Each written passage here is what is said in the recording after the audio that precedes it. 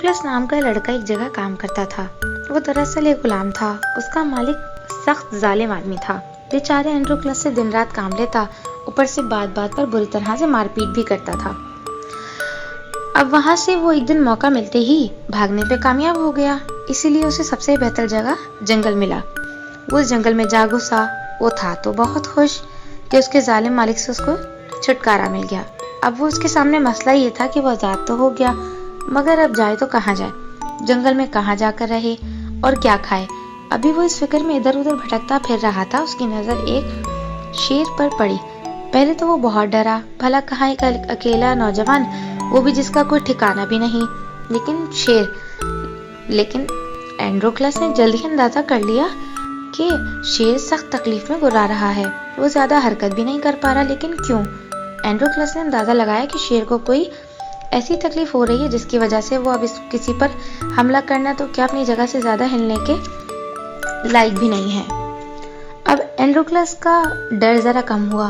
उसने शेर के करीब करीब और करीब होकर देखा। शेर सचमुच बहुत तकलीफ में मालूम हो रहा था। उसके मुंह से कर्राहें निकल रही थीं। शेर ने एंड्रोक्लस की तरफ से इस कदर बेबसी से देखा कि एंड्रोक्लस के दिल से जंगल के बादशाह का डर रहा ही नहीं और सारा डर निकल गया। अब वो शेर के बिल्कुल करीब पहुंचा। उसे गौर से देखने लगा तो अंदाजा हुआ कि शेर का अगला दायां पांव ठीक तरह हरकत नहीं कर रहा। एंड्रोक्लस ने हिम्मत करके शेर का वो पांव अपने हाथों में उठाकर देखा, क्योंकि शेर ने भी तो पांव उठाकर उसके सामने कर दिया था। आखिर बेज़बान जानवर यही तो कर सकता था। एंड्रोक्लस को देखकर सख्त अफसोस हुआ कि जंगल के बादशाह की इस कदर खराब हालत की वजह ये थी, इसके इस पांव में एक बड़ा सा कांटा घुस गया था और जख्म में पीप भी पड़ गई थी। बेचारे शेर की इस जंगल में मदद करता तो कौन करता और कैसे। अब कुदरत ने एंड्रोक्लस को उसके पास भेज दिया था।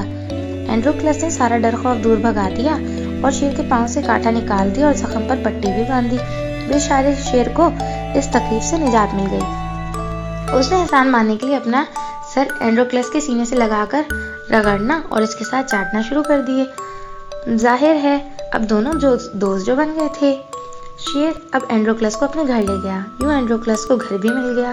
शेर ने शिकार का गोश्त एंड्रोक्लस को पेश कर दिया। अब दोनों यहाँ बिल्कुल महफूज और अमनो सुकून से रह रहे थे और बेहतरीन दोस्त बन गए। लेकिन फिर एक दिन शिकारी जंगल में आ गए। दोनों को घेर कर पकड़ लिया। शेर को तो हुकूमत के हवाले कर दिया। बेचारा एंड्रोक्लस जेल में पहुंच गया, क्योंकि वो अपने मालिक के पास से भाग गया था। इस जुर्म पर उसे सजाए मौत सुना दी गई और एक दिन शहर के स्टेडियम में उसे सजाए मौत देने का ऐलान किया गया। बादशाह का हुक्म था हर शहरी इस मौके पर हाजिर हो ताकि सब लोग अच्छी तरह इबरत पकड़े। तो सजा का दिन आ गया।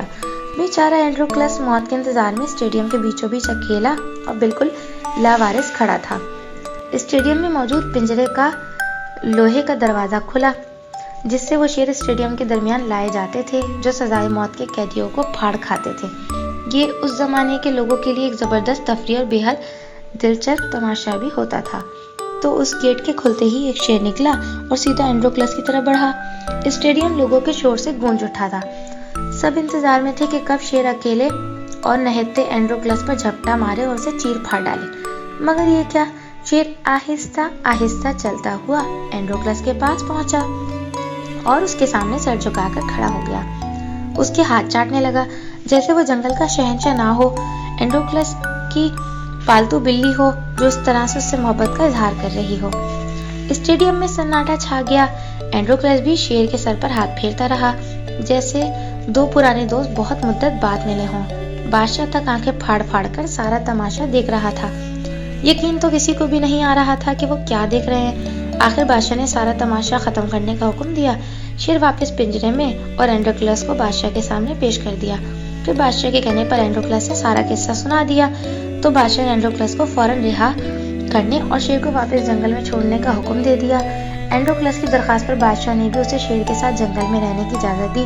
अब एंड्रोक्लस और शेर इस जंगल के शाही मुहाफिज भी तो बन चुके थे। तो इससे हमें सबक मिलता है कि एहसान का बदला एहसान के सिवा कुछ नहीं। हमारे चैनल फन फिल्म को सब्सक्राइब कीजिए, वीडियोस को लाइक और शेयर कीजिए और हमारे साथ जुड़े रहने के लिए बेल आइकन को दबाना ना भूलिए।